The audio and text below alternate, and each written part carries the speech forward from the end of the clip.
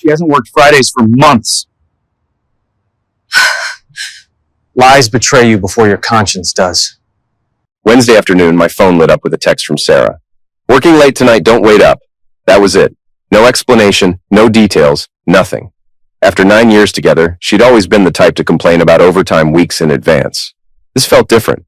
We had standing plans every Wednesday, Thai food and catching up on our shows. She knew how much I valued that routine, but apparently something more important came up.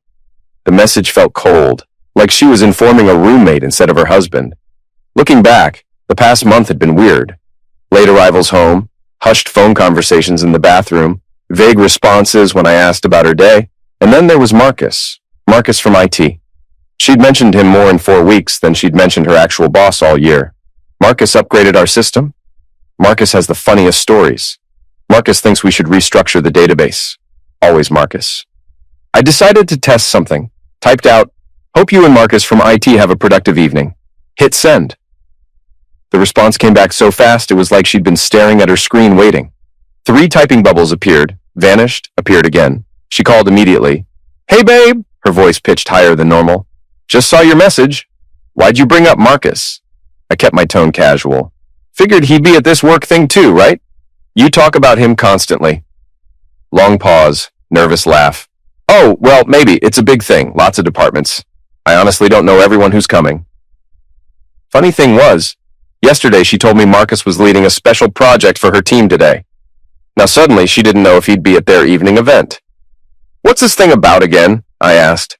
More silence. "It's new security protocols, super boring corporate stuff. You know how it is."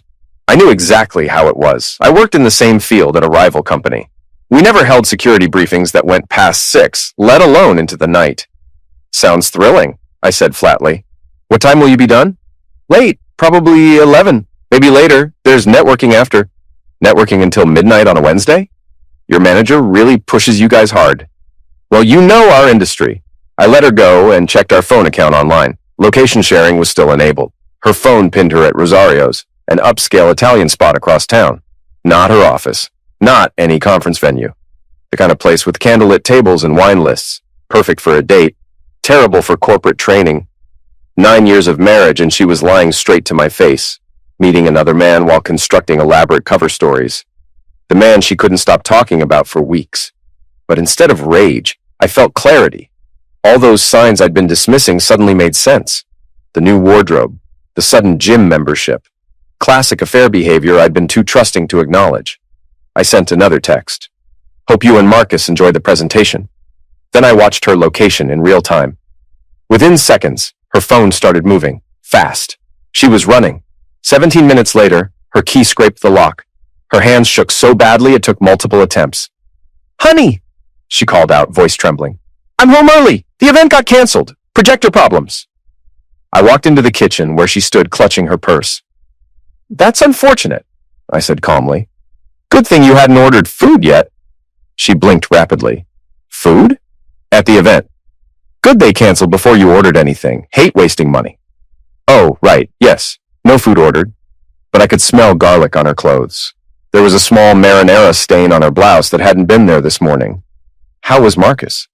Her face drained of color. "Marcus?" "You know, Marcus from IT? The one I hoped would enjoy the presentation. Did he make it before the cancellation?"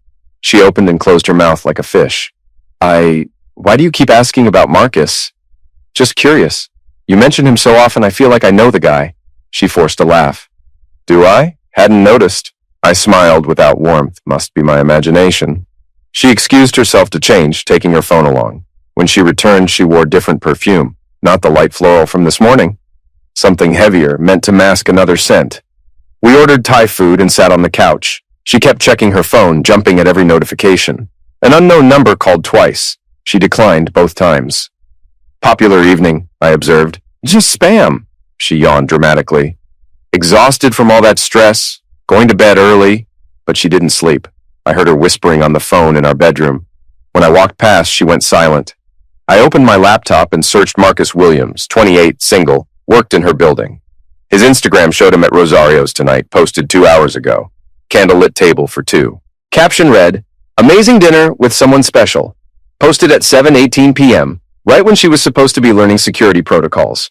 I took screenshots and saved everything to a secure folder. Tomorrow, I'd make calls. Tonight, I let her think she was clever, because patience wins games. Thursday morning, she was gone before I woke up. Cold sheets meant she'd left very early. Note on the counter, emergency meeting, back tonight, love you. Emergency meeting, on Thursday? Her company didn't work that way. I called in sick for the first time in years. This was more important than quarterly reports. I drove to her office and parked with a clear view of the entrance. If she really had an emergency meeting, her car would be there. By 10 o'clock, I'd seen dozens of employees arrive. Her usual spot remained empty. I drove to Rosario's. The lunch rush hadn't started. I approached the hostess. "Excuse me, I think my wife left her earring here last night. She was dining with a colleague around 7. Table for 2, probably near the window." The hostess smiled. "Oh yes, I remember them. Such a sweet couple. Very romantic. They seemed so happy." Romantic. There it was. Did they stay long? Until about 8:30. They ordered our anniversary special. The gentleman kept checking his phone. Seemed nervous. It was a lovely gesture, though. Gesture? Well, he gave her something in a small box. She got quite emotional. Very touching moment. I thanked her and left before I said something I'd regret.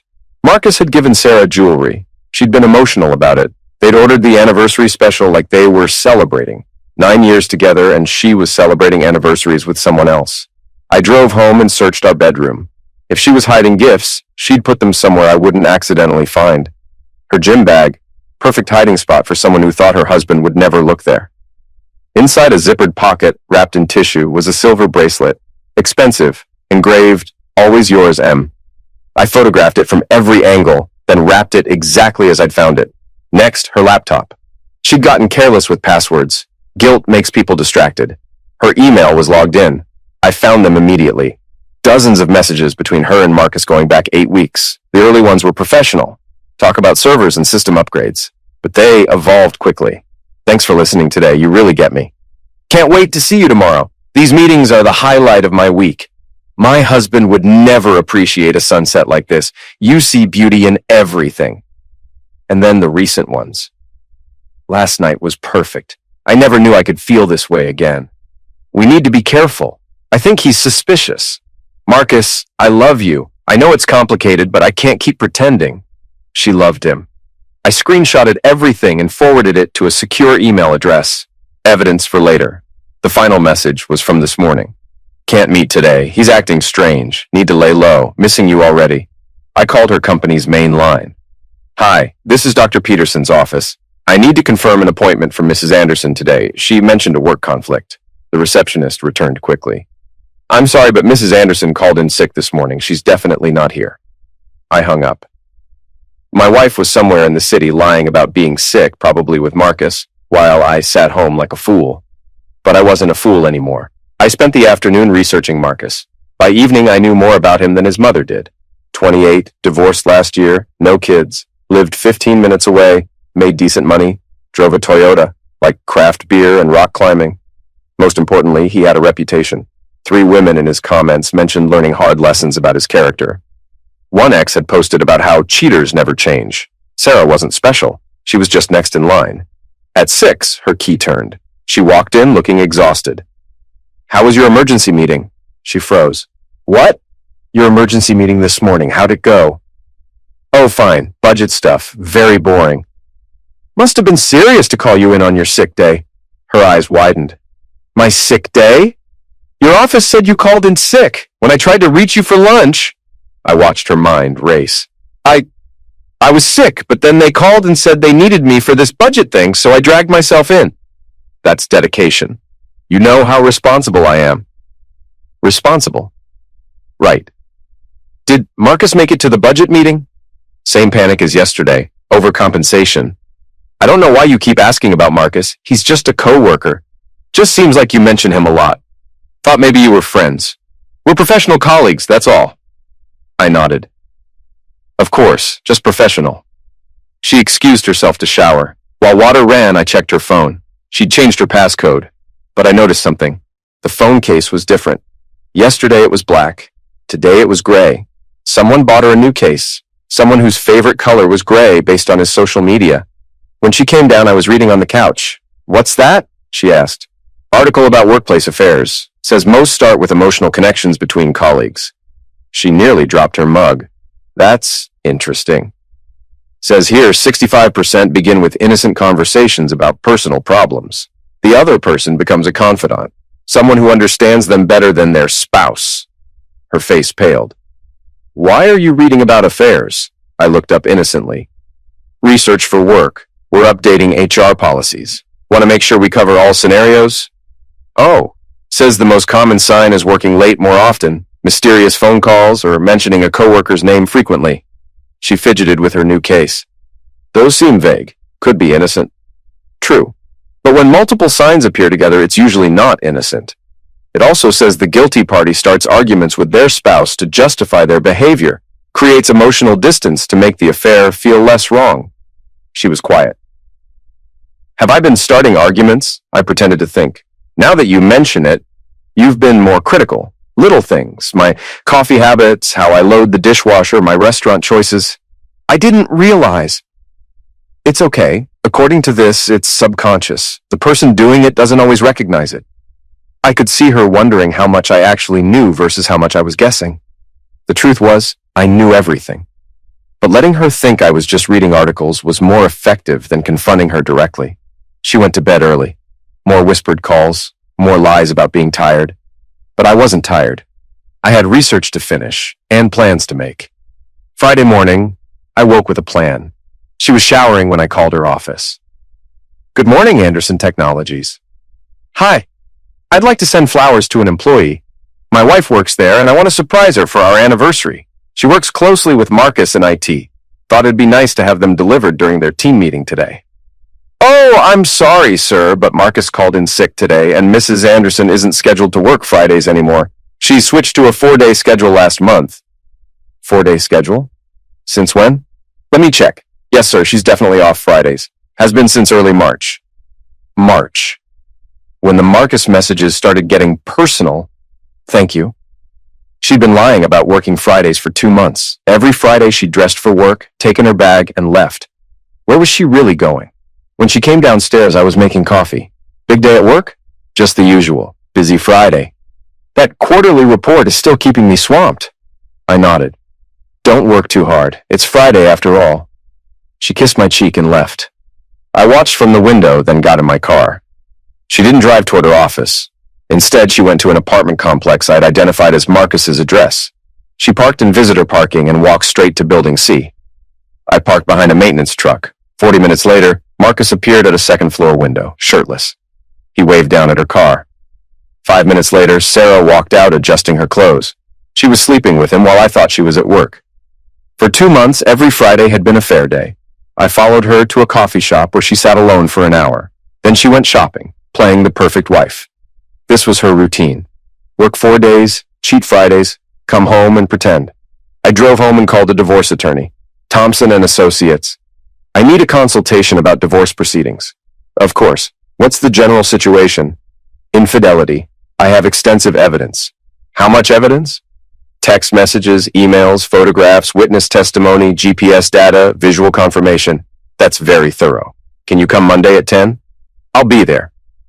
When she came home that evening, she was unusually happy, humming while cooking, smiling randomly, the afterglow of spending the day with her boyfriend.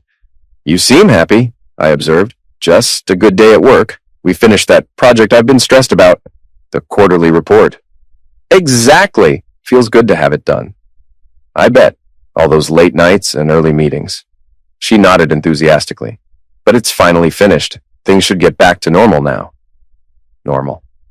As if anything was normal. We should celebrate, I said.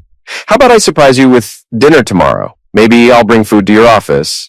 We could eat in the conference room where you've been having all those meetings. Her smile faltered. My office? Sure. I've never seen your workspace since they remodeled. I'd love to meet some colleagues, especially Marcus. You talk about him so much, feels like we're friends. Long pause. I don't think that's a good idea. Office security, you know, they don't allow visitors after hours. What about during regular hours? I could bring lunch Monday. Monday's really busy. Maybe another time. I smiled. Of course, another time.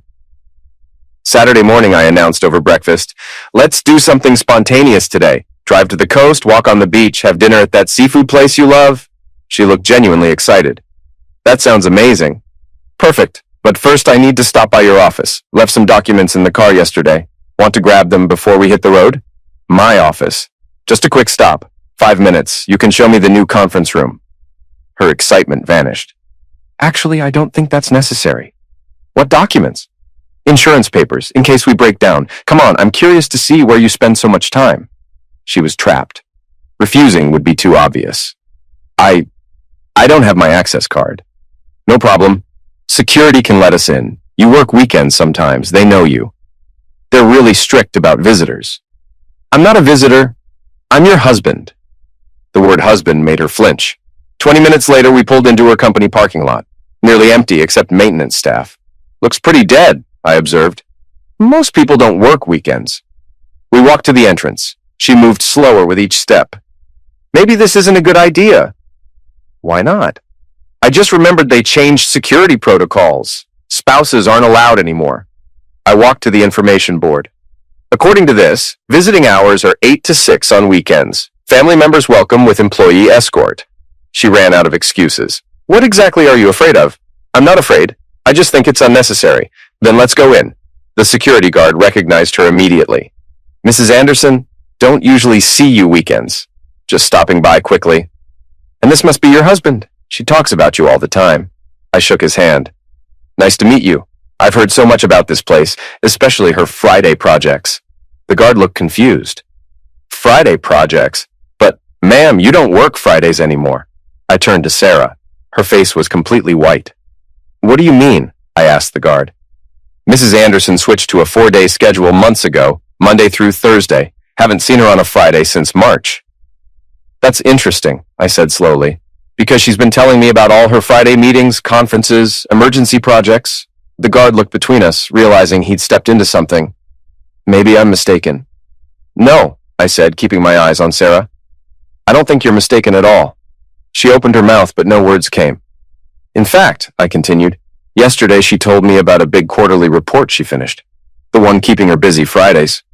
We submitted our quarterly reports 3 weeks ago, the guard said helpfully. Turned them into corporate on the 15th. I nodded. So, no Friday projects, no conferences, no emergency meetings? Not that I know of, sir. I turned to Sarah. So where have you been going every Friday for 2 months? She was shaking. I can explain. I'm sure you can. But let's do it at home. We drove back in complete silence. She stared out the window, probably trying to construct a new lie. When we got home, I sat in the living room and waited. You want to tell me where you've really been spending Fridays? She sat across from me, hands clasped tightly. I've been seeing a therapist. A therapist? Yes, I've been struggling with some issues and didn't want to worry you. What kind of issues require 8 hours of therapy every Friday? It's not just therapy, it's a whole wellness program. Therapy, meditation, group sessions. What's the name of this wellness center? Silence. What's your therapist's name? More silence. Or we could call them right now and verify. She broke. Okay, fine. I haven't been seeing a therapist. Then where have you been? I needed time alone to think about our marriage. And this thinking required you to go to Marcus's apartment every Friday morning? Her face turned ashen. How did you? I followed you yesterday. Watched you go into his building. Watched you come out an hour later looking like you just had Zex. She started crying, guilty crying. It's not what you think. Really? Because I think my wife has been cheating on me for months. I think she's been lying about work to cover her affair. I think she's been sleeping with another man every Friday while I believed she was earning money for our household. Please, let me explain. Explain what? The conference lie. The work lie. The therapist lie. Which one? She was sobbing. I never meant for this to happen. But it did, and you lied about it for months. I love you. No, I said firmly. You don't. People who love each other don't do this. It was a mistake. A mistake that happened every Friday for 2 months. That's not a mistake. That's a choice. She looked up desperately. What are you going to do? I stood. I'm going to the coast like we planned, but I'm going alone. Please don't leave me. You already left me. I'm just making it official. When you're ready to tell me the truth about everything, we can talk, but I'm done with the lies. I grabbed my keys and headed out. As I drove away, I could see her in the rearview mirror standing in our driveway crying. But I felt relief. The games were over. Now we could deal with reality. I spent 6 hours driving up the coast, windows down, thinking clearly for the first time in months. When I got home at midnight, she was waiting with red eyes and tissues. "We need to talk," she said. "Now you want to talk?" I've been thinking, you deserve the truth. I sat across from her, arms crossed. "Go ahead." She took a shaky breath. It started in February. Marcus and I were working late. He listened to me complain about how distant we'd become, how we never talked anymore. "So you talked to him instead?" It wasn't supposed to mean anything, just venting. When did the friend become something else? Gradually, he started texting outside work, asking about my day, remembering things you should have been remembering. It felt good to have someone care about details again. "When did you start lying to me?" "The first time he asked me to lunch, I told you I was eating with the girls from HR. "When did lunch become Zex?" She flinched. 3 weeks later, I went to his apartment after work. It just happened. "Nothing just happens. You made a choice." "I know I made the wrong choice." "How many times?" "What? How many times did you sleep with him?" Long silence. "Every Friday for 2 months?" 8 times? "Yes." "In his apartment?" "Yes." "Did you ever bring him to our house?" "No, never." "Did you tell him you loved him?" Her silence was answer enough. "I saw the emails," I said. "You told him you loved him. You told him I would never understand you the way he does." I was confused. "Were you confused when he gave you jewelry?" Her hand went instinctively to her wrist. "How do you know about that?" "I know about everything. The restaurant, the anniversary dinner, the love letters, the Friday routine. I've known for days." "Then why didn't you say anything?" "Because I wanted to see how far you'd go with the lies. Turns out, pretty far." She started crying again. "I'm so sorry. I know I've hurt you." "You didn't hurt me. You destroyed 9 years of marriage. There's a difference." "Can we fix this?" I stared at her. "Fix what? Your lies? Your cheating? The fact you've been living a double life for months? I'll end it with Marcus. I'll quit my job. We can go to counseling." "You think this is about Marcus?" "Isn't it? Marcus is just a symptom. The problem is you, your character, your choices. People make mistakes. Sleeping with another man 8 times isn't a mistake. Planning secret meetings isn't a mistake. Lying to my face every day for months isn't a mistake." She was sobbing. "What do you want me to do?" "I want you to stop pretending this was an accident. Own what you did." "I had an affair. I lied to you. I betrayed our marriage." "Why?" "Because I was selfish. Because I liked the attention. Because it was exciting to have a secret." Finally, honesty. "Do you love him?" "I thought I did." "Do you love me?" "Yes." "Then why did you choose him over me for 2 months?" "I didn't choose him over you." "Every Friday you chose him. Every lie you chose him. Every deleted text you chose him." She had no answer. "What happens now?" "Now you move out." "What?" "I want you out of this house by tomorrow night." "Where am I supposed to go?" "That's not my problem anymore." "Can't we try to work this out?" "Work what out?" "How to trust you again. How to believe anything you say. How to forget you've been cheating for months." Other couples get through this. Other couples don't matter. We matter, and we're done. "Please don't do this." I stood. "I'm not doing anything. You did this when you started lying. When you started cheating. When you chose another man over your husband. I choose you now." "Too late. You had 9 years to choose me. You chose him instead." I walked toward the stairs. "Where are you going?"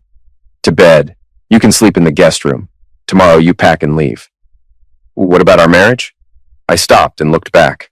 "We don't have a marriage anymore. We have a divorce to plan." Sunday morning, I made calls while she packed upstairs. First, the bank. "I need to remove someone from our joint accounts immediately." "Due to divorce proceedings?" "Yes. I have documentation of infidelity." "We'll need you tomorrow with paperwork, but I can place a temporary hold requiring dual signatures." "Perfect." Second, my lawyer. "Thompson here, we met Friday. I need to expedite everything." "What's the rush?" "She confessed last night. Full admission. I have her recorded confession on my phone." "You recorded her?" Voice memo app was running when she started talking. Completely legal in this state. "Bring everything Monday. We'll file immediately." Third, her mother. 20 minutes later, I'd explained the situation to her parents. Her mother cried. Her father was silent before saying, "I'm sorry, she wasn't raised to act like this." "I know, but I thought you should hear it from me. What can we do?" "Be there for her. She'll need family support." "And you?" "I'm going to be fine." When she came downstairs with suitcases, I was at the kitchen table with coffee and a folder of documents. "What's all that? Bank statements, account info, credit card records?" "Why?" "Because, as of tomorrow, you're financially independent." Her face went pale. "What does that mean?" "Means you're off our joint checking, savings, credit cards." "How am I supposed to live? Same way you were planning to with Marcus." "I wasn't planning to live with Marcus." "Then you should have thought about that before starting an affair." She sat down. "Be reasonable." "I am being reasonable.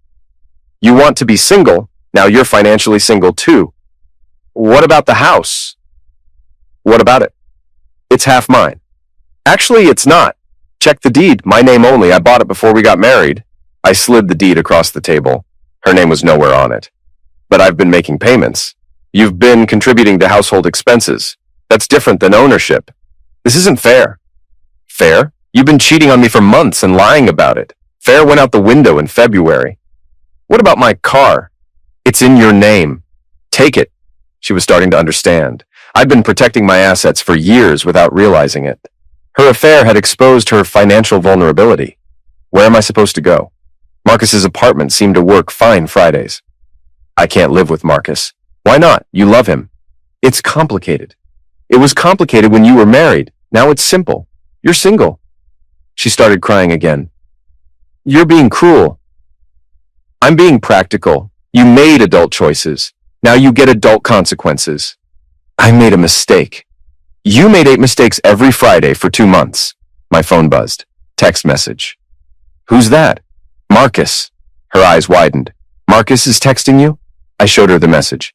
"We need to talk. Can you call me?" "He wants to talk to me."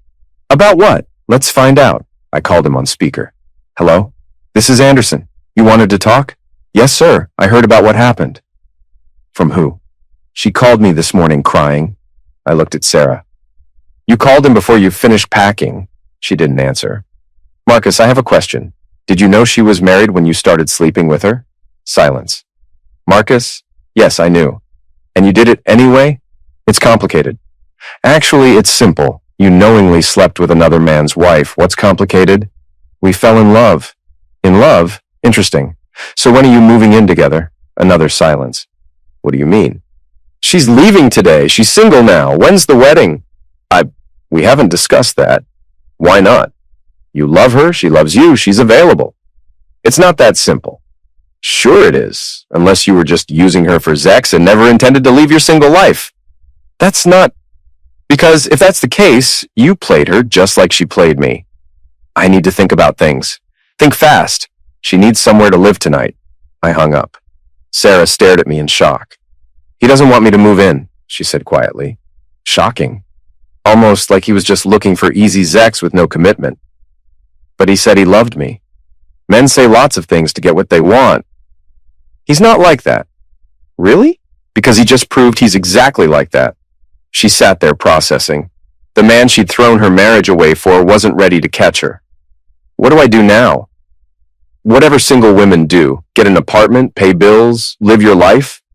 I don't want to be single. Should have thought about that before acting single. Can we try again?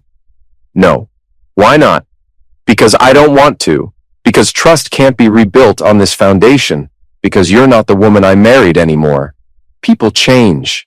Yes, you changed into someone who lies and cheats. I changed into someone who won't tolerate it. She picked up her suitcases.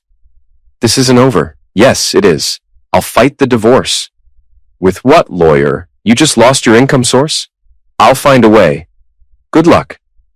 She walked to the door, then turned back. I really did love you. Past tense noted. After she left, I sat in the quiet house without wondering where she really was or who she was with. For the first time in months, I felt peace. 6 months later, I was a different man. The divorce finalized in record time. Her confession made everything simple. No contested assets, no lengthy battles, no alimony. She'd signed everything my lawyer presented. I'd used the time productively, lost 20 pounds, gained muscle, updated my wardrobe. Started taking cooking classes Thursday nights. joined a hiking group that met Sundays. My social calendar was fuller than it had been in years. Work was going better too.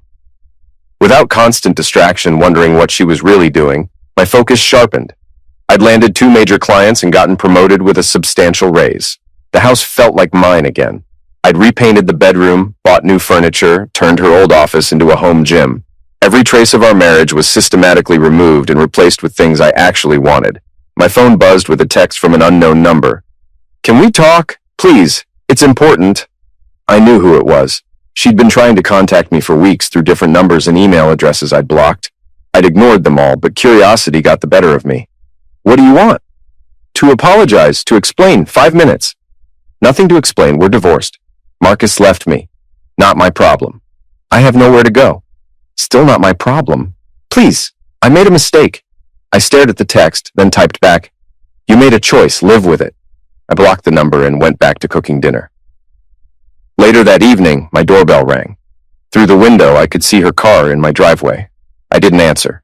She rang again, knocked, then started talking through the door. "I know you're in there, your car's here." I turned up the TV volume. "I just want to talk, 5 minutes?" I kept watching my show.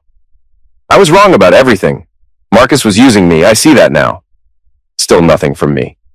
I threw away 9 years for someone who didn't even care. I muted the TV but didn't move toward the door. He dumped me after 2 weeks, said dating a divorced woman was too complicated, too much drama, interesting, but irrelevant. I've been staying in a motel for 3 months. I can't afford an apartment. Not my concern. I lost my job. They said the workplace relationship created a hostile environment. She was crying now. I could hear it. My parents won't help me. They're ashamed of what I did. Good for them. I know I don't deserve forgiveness, but I'm desperate.